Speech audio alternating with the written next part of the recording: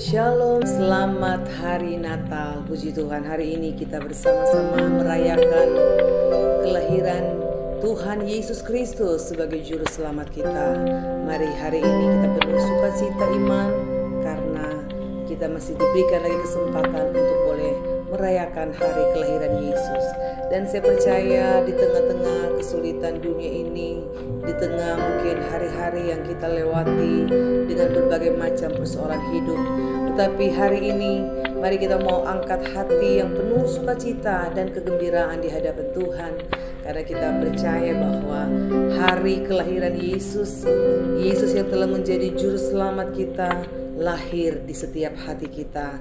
Dan kita yakin kelahiran Yesus ia akan mengubah kehidupan kita dari manusia yang penuh dengan dosa menjadi manusia baru. Dan kita percaya ada kehidupan kekal, keselamatan kekal yang telah Tuhan nyatakan dalam kehidupan kita. Puji Tuhan, haleluya. Mari sama-sama kita berdoa sebelum kita akan membuka ibadah ini.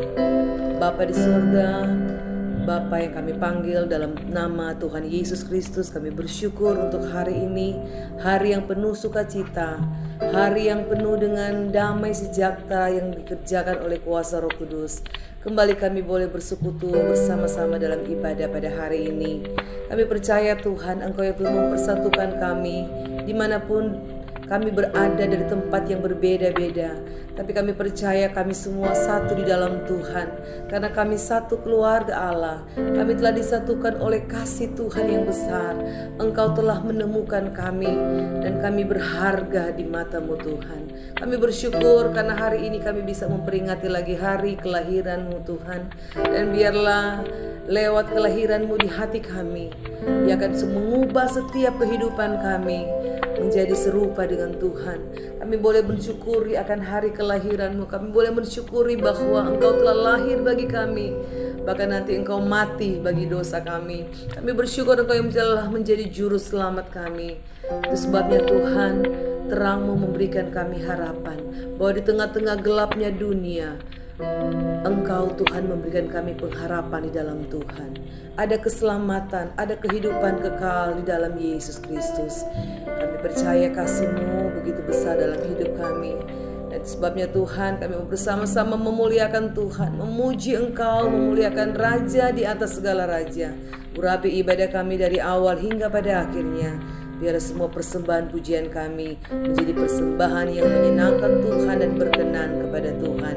Kami memberikan persembahan pujian kami yang terbaik hanya bagi Tuhan. Urapi kami semua Tuhan. Kami akan buka ibadah ini mengucap syukur dalam nama Tuhan Yesus Kristus. Haleluya. Amin.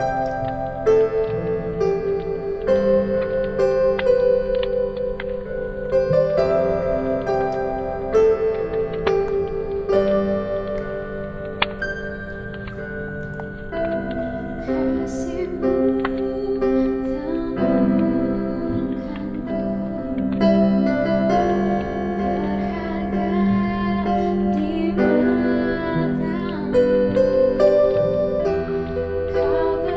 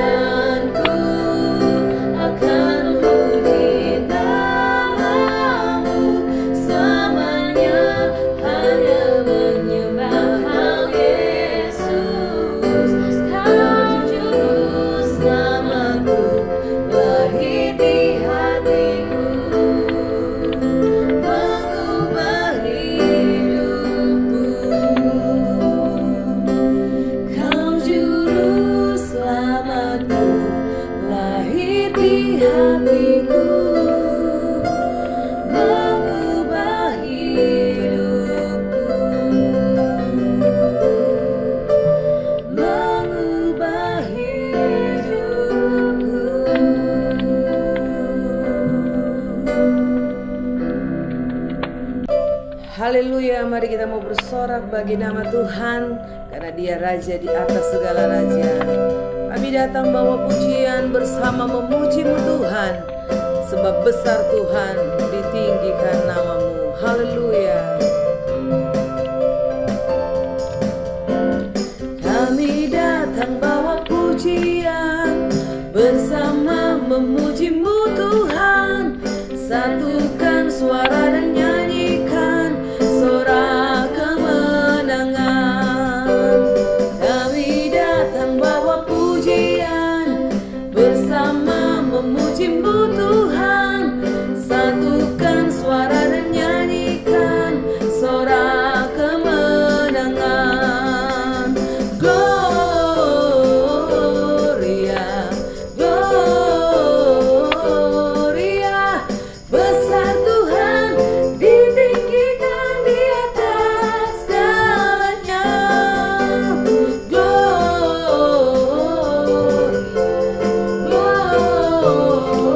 Gloria, besar Tuhan, ditinggikan, puji Dia. Gloria.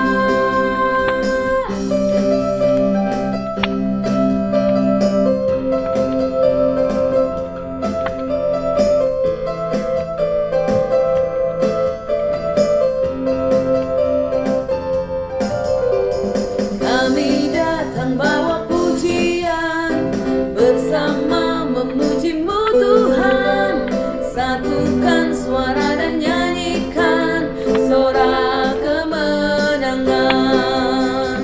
Gloria, Gloria, besar Tuhan, ditinggikan di atas segalanya. Gloria, Gloria, besar Tuhan, ditinggikan, puji Dia. Gloria.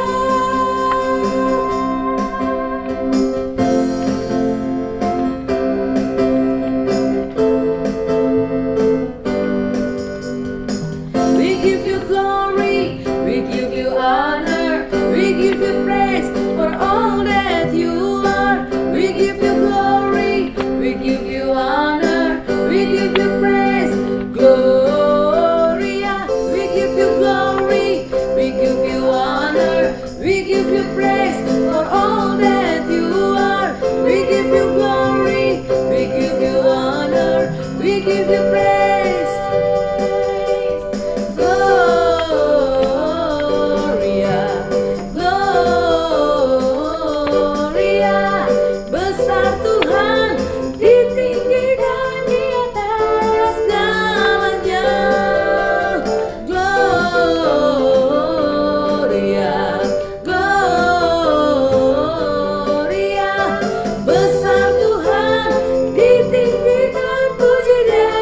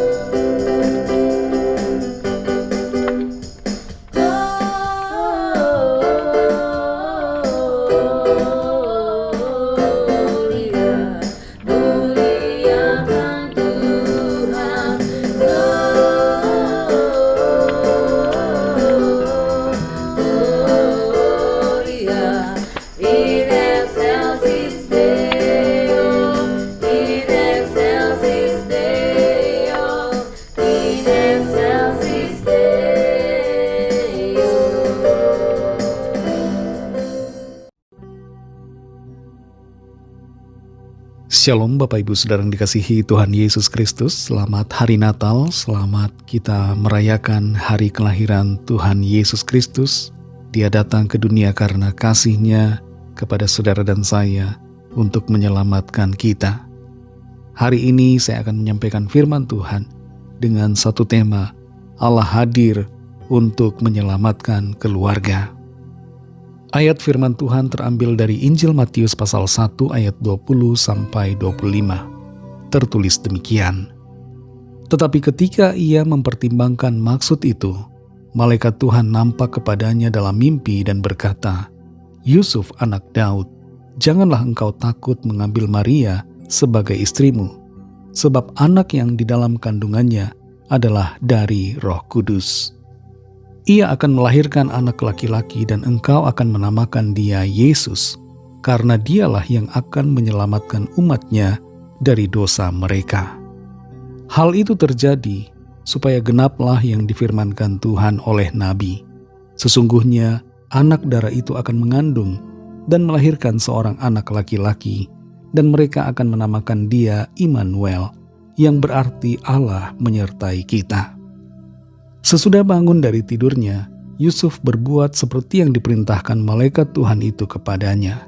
Ia mengambil Maria sebagai istrinya, tetapi tidak bersetubuh dengan dia, sampai ia melahirkan anaknya laki-laki, dan Yusuf menamakan dia Yesus. Demikianlah pembacaan firman Tuhan. Saudara yang dikasihi Tuhan, dalam catatan rekor Guinness, pernikahan terlama antara sepasang suami istri, pemegang rekornya adalah David Jacob Hiller dan Sarah Hiller.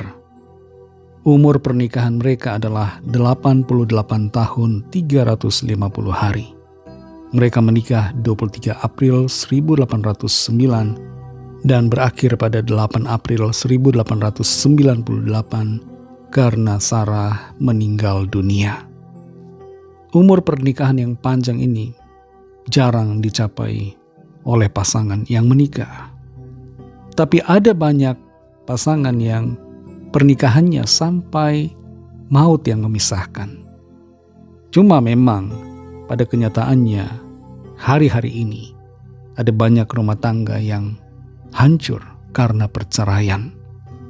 Di Indonesia, Jawa Barat menjadi salah satu provinsi dengan perceraian yang tertinggi angkanya dibandingkan dengan provinsi lainnya.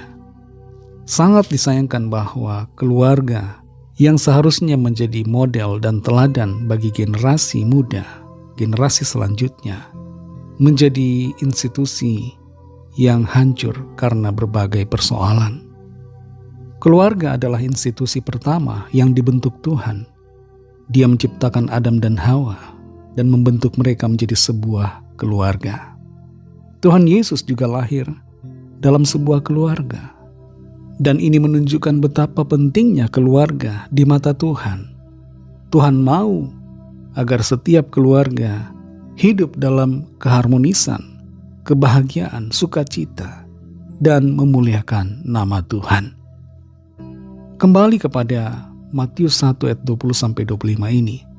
Di sini dituliskan tentang mimpi yang dialami oleh Yusuf ketika Yusuf hendak menceraikan Maria dari pertunangan.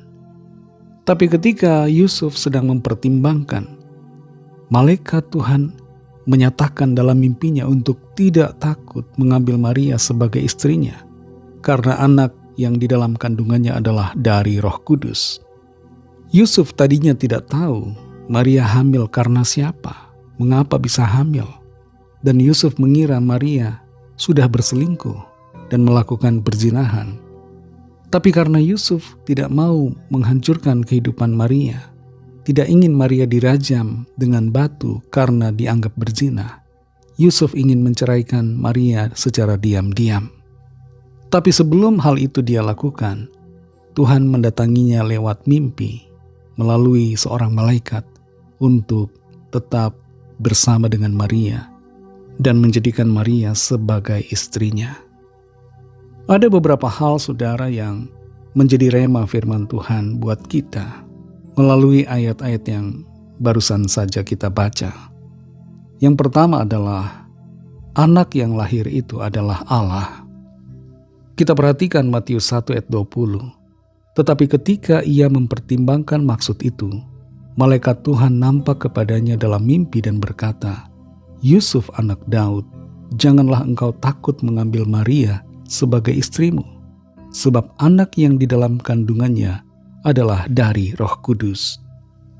Allah meminjam rahim Maria untuk datang ke dunia sebagai manusia.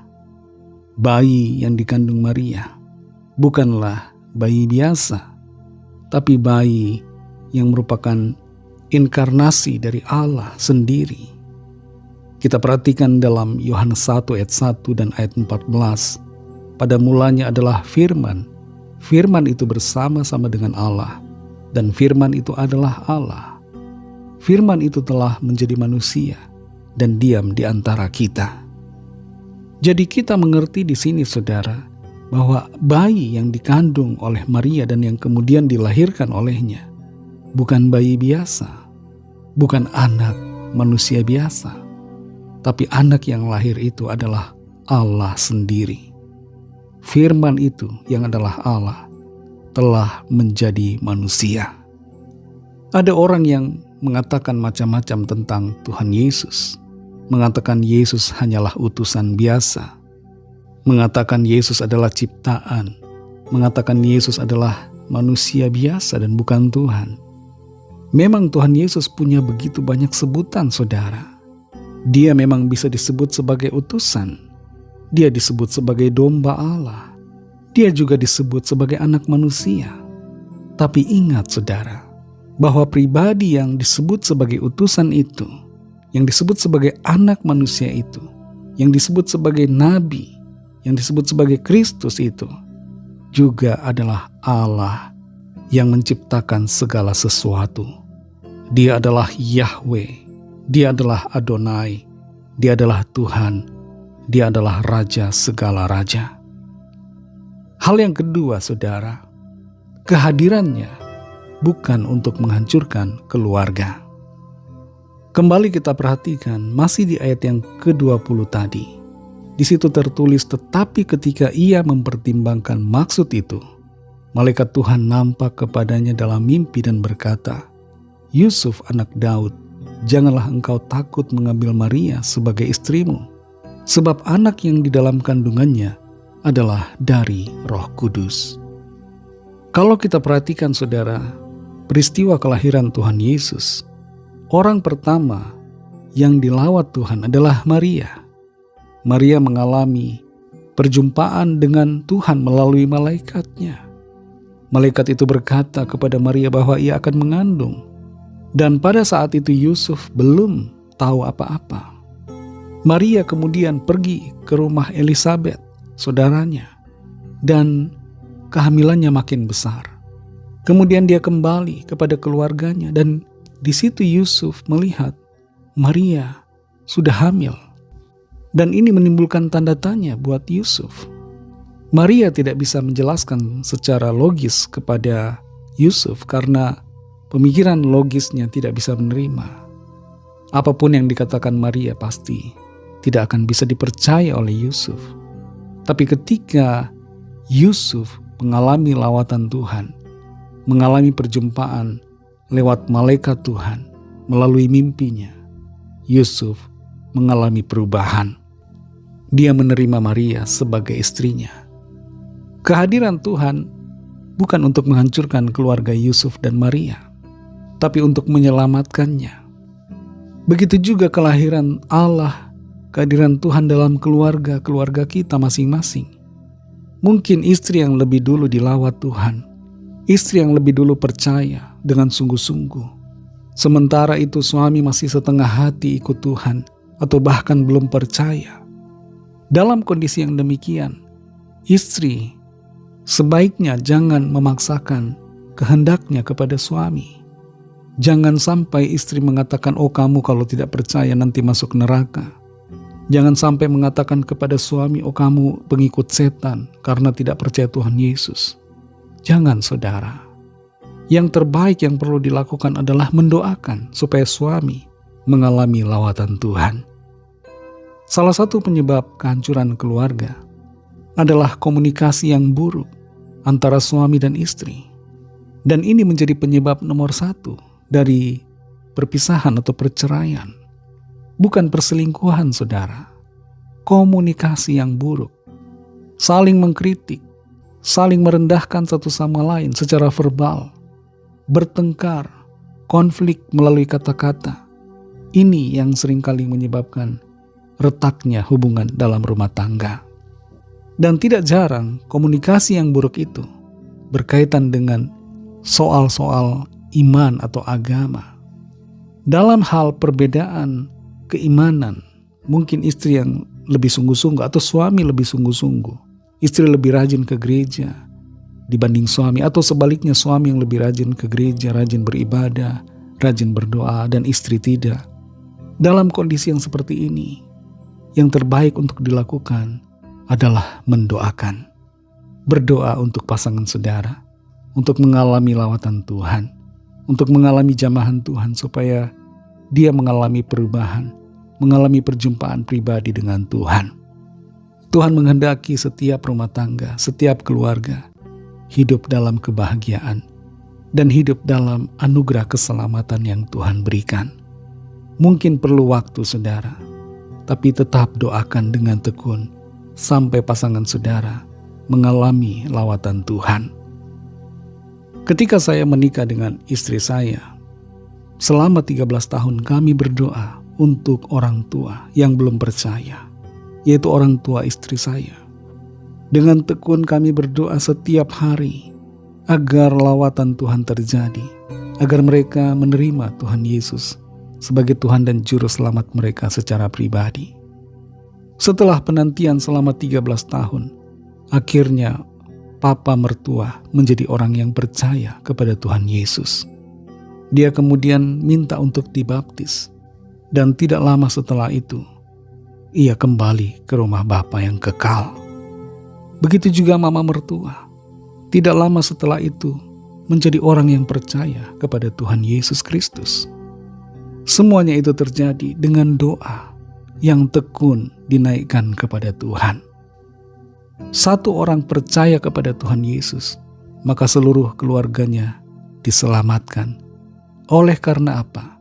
Oleh karena orang yang percaya itu menjadi saksi dan menyelamatkan keluarganya untuk percaya kepada Tuhan Yesus. Hal yang ketiga, saudara, kehadirannya adalah untuk menyelamatkan.